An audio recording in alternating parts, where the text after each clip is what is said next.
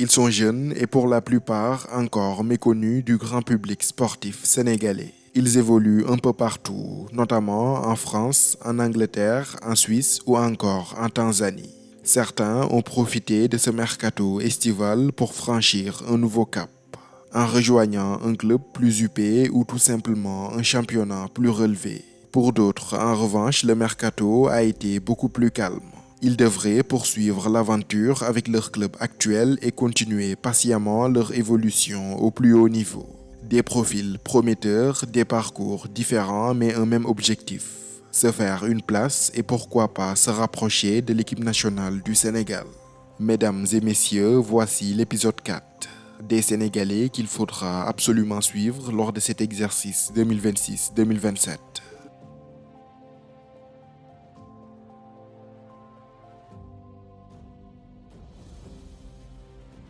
Révélation de la saison dernière en Liga, Nobel Mendy est sans aucun doute l'une des plus belles opérations financières de l'histoire du Rayo Vallecano. Arrivé au club à l'été 2025 en prêt avec option d'achat en provenance du Betis Séville, le jeune défenseur sénégalais a rapidement impressionné. Puissant, rapide, agressif dans les duels et excellent dans les couvertures. Il possède également une qualité de relance particulièrement intéressante. Gaucher à l'aise balle au pied et capable de casser les premières lignes adverses par la passe. Nobel Mendy s'était rapidement imposé comme un élément important du club de la banlieue de Madrid. Et le natif de Guédiawaye ne s'est pas contenté de briller face aux équipes du milieu de tableau. Il s'était également montré particulièrement convaincant contre les géants espagnols, notamment le Real de Madrid, l'Atlético et le FC Barcelone. Une saison pleine qui avait convaincu le Rayo Vallecano de lever son option d'achat. En juin dernier, le club madrilène débourse ainsi 3 millions d'euros pour s'attacher définitivement ses services. Mais malgré cette signature et un nouveau contrat, Nobel Mendy n'allait pas rester longtemps dans la capitale espagnole. Fraîchement promu en première ligue, Hull City avait en effet placé le jeune défenseur sénégalais sur sa liste des priorités. Pour convaincre le Rayo Vallecano de le céder, les Tigers n'ont pas hésité à sortir le chéquier. Environ 25 millions d'euros. Une somme qui fait de Nobel Mendy la plus grosse vente de l'histoire du Rayo Vallecano. Révélé en Liga la saison dernière, il s'apprête donc à découvrir la première ligue avec l'ambition de confirmer tout le bien que l'on pense de lui. Et son profil semble particulièrement adapté au football anglais. Puissance, vitesse, agressivité, solidité dans les duels et qualité de relance. Arrivé chez un promu qui devra se battre pour son maintien, Nobel Mendy devrait rapidement être sollicité. Une situation qui peut représenter une formidable opportunité pour lui. S'il parvient à s'imposer dans ce contexte exigeant, le natif de Guédiawaye pourrait être l'une des belles découvertes de cette nouvelle saison de Première Ligue.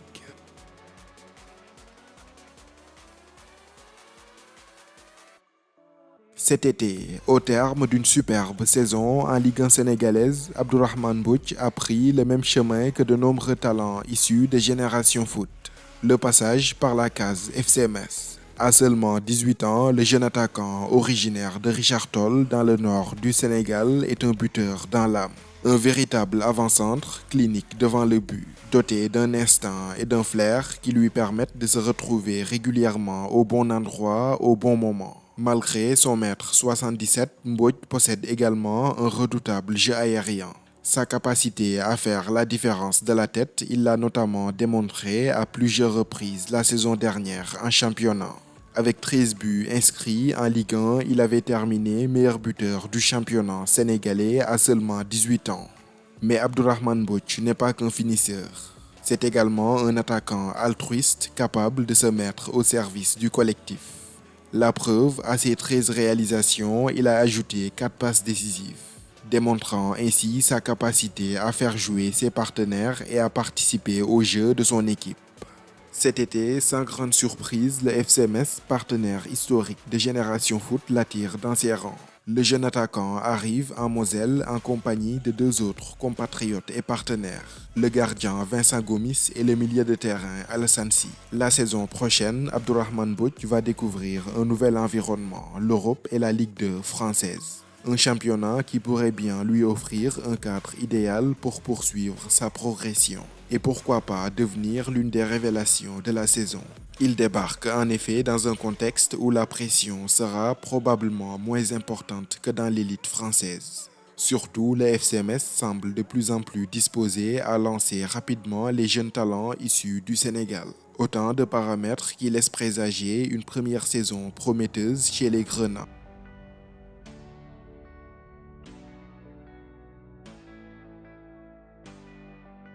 Il fait partie de ces jeunes espoirs sénégalais dont on parle encore très peu. Mais Bob Gueye est un talent à l'état pur. Né le 6 mars 2007, le jeune milieu offensif est pourtant déjà bien connu des fins suiveurs de Ligue 1 sénégalaise. Formé à l'Académie Oslo de Dakar, Bob Gueye avait rapidement séduit par sa classe et sa facilité balle au pied. Dans un Sénégal qui produit énormément de milieux de terrain au profil davantage axé sur l'impact physique. Le jeune gaucher se distingue par son élégance technique, son pied gauche soyeux, sa vista, sa vitesse d'exécution et surtout sa capacité à se projeter et à finir les actions. Mais au-delà de ses qualités, c'est surtout sa polyvalence qui avait marqué les esprits. Repositionné comme piston droit par son entraîneur à Oslo lors de la saison 2024-2025, Bob Gueye avait parfaitement répondu aux attentes. Mieux encore, il s'était montré décisif avec 7 buts inscrits et avait été élu meilleur jeune joueur de Ligue 1 sénégalaise cette saison-là. Des performances qui n'ont évidemment pas laissé indifférent le club norvégien de Sarpsborg. À l'été 2025, le club scandinave n'hésite pas à miser sur lui. Un choix loin d'être anodin, puisque Sarpsborg constitue depuis plusieurs années un excellent tremplin pour les jeunes issus de l'Académie Oslo. Avant Bob Gueye, 2 de ses aînés avaient emprunté le même chemin, Krépin Diatta et Mamour Ndiaye. Formé à Oslo, révélé à Sarpsborg, Krépin Diatta avait ensuite rejoint le club de Bruges, en Belgique, avant de poursuivre sa carrière à l'AS Monaco. Quant à Mamour Ndiaye, après des prestations plus que convaincantes avec le club norvégien de Sarpsborg, il a rejoint cet été l'AS Saint-Étienne et s'apprête à découvrir la Ligue 2 française.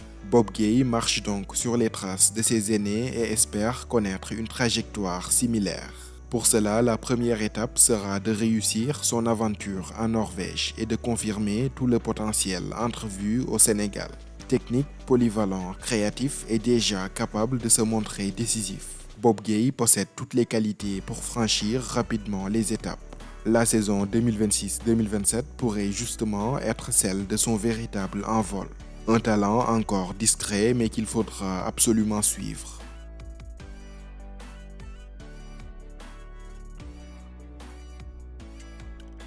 Formé à Djambar et passé par le FC Valence, l'ailier Libas Gueye est le seul joueur sénégalais de cette liste à évoluer sur le continent africain. Loin des projecteurs des grands championnats européens, l'ancien joueur du Teungueth FC brille aujourd'hui sous les couleurs du mythique Simba Sporting Club en Tanzanie. Du haut de son mètre 75, Libas Gueye est une véritable boule d'énergie. Infatigable, le jeune ailier affiche une activité phénoménale sur son flanc. Percutant, rapide, dribbleur et capable de multiplier les courses et les accélérations. C'est un véritable poison pour les défenses adverses. Son style explosif rappelle d'ailleurs celle d'un certain Sénégalais passé par le Simba Sporting Club, Pape Ousmane Sarro, qui était lui aussi arrivé en provenance du Teungueth FC. Comme son compatriote avant lui, Libas Gueye est capable de faire lever les tribunes grâce à ses accélérations dévastatrices, mais aussi à des buts souvent spectaculaires. Les comparaisons entre les deux joueurs sont de plus en plus nombreuses en Tanzanie. Révélé au grand public lors du championnat d'Afrique des Nations 2025, Libas Gueye a rejoint Simba Sporting Club en janvier 2026. Il n'a pas fallu longtemps pour qu'il s'impose comme un élément important du club tanzanien. Après des débuts particulièrement réussis, la saison 2026-2027 sera désormais celle de la confirmation, car les attentes seront forcément beaucoup plus élevées autour du Sénégalais. Avec le Simba, l'un des clubs les plus prestigieux de Tanzanie, Libas Gueye sera engagé sur plusieurs tableaux, avec notamment le championnat national et surtout la Ligue africaine des champions. S'il parvient à maintenir son niveau et à confirmer les promesses entrevues depuis son arrivée, Libas Gueye pourrait définitivement passer du statut de révélation à celui de véritable superstar du football tanzanien.